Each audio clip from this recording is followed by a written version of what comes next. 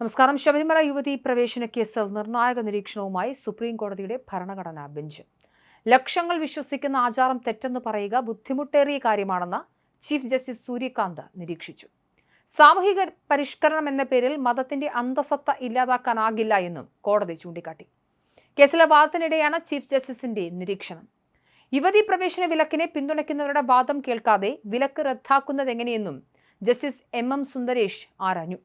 യുവതി പ്രവേശന വിലക്കിനെ പിന്തുണച്ച് തിരുവിതാംകൂർ ദേവസ്വം ബോർഡിന് വേണ്ടി സീനിയർ അഭിഭാഷകൻ അഭിഷേക് മനു സിംഗ്വി വാദം ഉന്നയിക്കുന്നതിനിടെയാണ് ചീഫ് ജസ്റ്റിസ് സൂര്യകാന്തിന്റെ നിർണായക നിരീക്ഷണം ഉണ്ടായത്.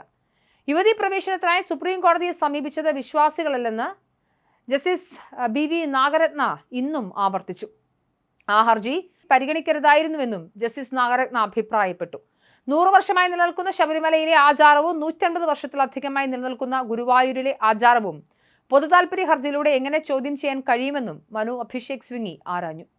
രാജ്യത്ത് 1000-ലധികം അയ്യപ്പ ക്ഷേത്രങ്ങളുണ്ട്.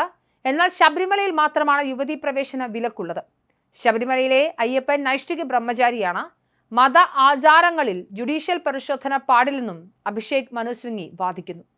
ക്ഷേത്രങ്ങളിൽ പ്രവേശിക്കുന്നവരെ തീരുമാനിക്കേണ്ടത് അതത് മതവിഭാഗത്തിൽപ്പെട്ടവരാണെന്ന NSS വാദത്തെയും തിരുവിതാംകൂർ ദേവസ്വം ബോർഡ് സുപ്രീം കോടതിയിൽ എതിർത്തു.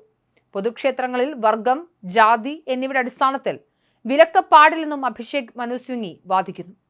ക്ഷേത്രപ്രവേശന കാര്യത്തിൽ അന്തിമ തീരുമാനം അതത് മതവിഭാഗങ്ങൾ തന്നെ കൈക്കൊള്ളണമെന്ന NSSന്റെ വാദത്തെയാണ് തള്ളിപ്പറഞ്ഞത്.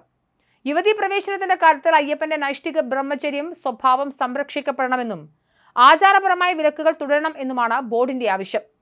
എന്നാൽ ഈ ആചാര സംരക്ഷണം NSS പറയുന്നത് പോലെ ഒരു പ്രത്യേക വിഭാഗത്തിന്റെ മാത്രം തീരുമാനമായിരിക്കരുത് എന്നാണ് ബോർഡ് നിലപാട്.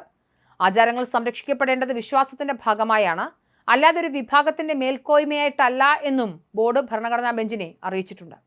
തെരഞ്ഞെടുപ്പ് കഴിഞ്ഞ പശ്ചാത്തലത്തിൽ NSSനെതിരെ കടുത്ത നിലപാട് സ്വീകരിക്കുന്നതിൽ സർക്കാരിനോ ബോർഡിനോ രാഷ്ട്രീയ പരിമിതികളില്ല എന്നതും ശ്രദ്ധേയമാണ്. NSS മുന്നോട്ട് വെച്ച വാദങ്ങൾ ഭരണഘടനയിൽ 25-26 അനുച്ഛേദങ്ങളുടെ ലംഘനമാണെന്ന സൂചന ബോർഡ് നൽകുന്നത് സുകുമാരൻ നായരെയും NSS നേതൃത്വത്തെയും പ്രകോപിപ്പിക്കാൻ സാധ്യതയുണ്ട്. ക്ഷേത്രഭരണത്തിലും ആചാര നിശ്ചയത്തിലും സമുദായ സംഘടനകൾ ഇടപെടൽ പരിമിതപ്പെടുത്തുന്നതാണ് ബോർഡിന്റെ പുതിയ വാദങ്ങൾ. ജസ്റ്റിസ് ബി നാഗരത്ന NSS വാദങ്ങളോട് നേരത്തെ തന്നെ വിയോജിപ്പ് പ്രകടിപ്പിച്ചിരുന്നു. ഇതിന് പിന്നാലെ ദേവസ്വം ബോർഡും എതിർപ്പുമായി വന്നതോടെ NSS കോടതിയിൽ ഒറ്റപ്പെടുന്ന സാഹചര്യമാണ് നിലവിലുള്ളത്. യുവതി പ്രവേശനത്തെ എതിർക്കുന്നവർ തന്നെ 2 തട്ടിലായി വാദങ്ങൾ ഉന്നയിക്കുന്നത് കേസിന്റെ ഗതി എങ്ങനെ ബാധിക്കുമെന്നും നിയമലോകം ഉറ്റുനോക്കുന്നുണ്ട്. അതേസമയം ക്ഷേത്രങ്ങളിൽ പ്രവേശിക്കുന്നവർ അവിടുത്തെ ആചാരങ്ങൾ പാലിക്കാൻ ബാധ്യസ്ഥരാണെന്നും ബോർഡ് ചൂണ്ടിക്കാട്ടി. അഭിഷേക് മനു സിംഗ്വിക്ക് പുറമെ അഭിഭാഷകൻ PS സുധീറും ബോർഡിന് വേണ്ടി സുപ്രീം കോടതിയിൽ ഹാജരായിരുന്നു.